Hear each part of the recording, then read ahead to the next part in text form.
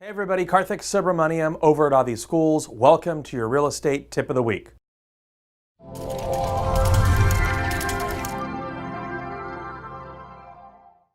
A key distinction to remember for our exam is the difference between a void contract and a voidable contract. Now, the way that you want to look at this for the test, this isn't perfect, but it'll get you through the exam.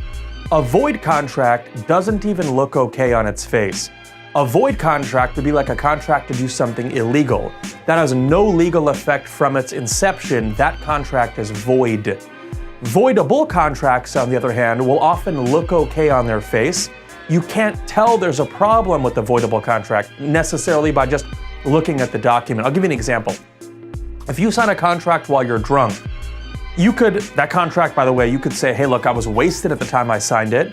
Or you could say, whatever, I was drunk a little bit, I wanted to do that contract anyway. Those contracts are voidable.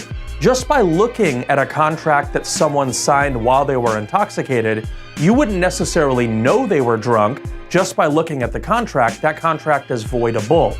A contract signed by a minor, you wouldn't know the guy's age just by looking at the contract. That contract's voidable.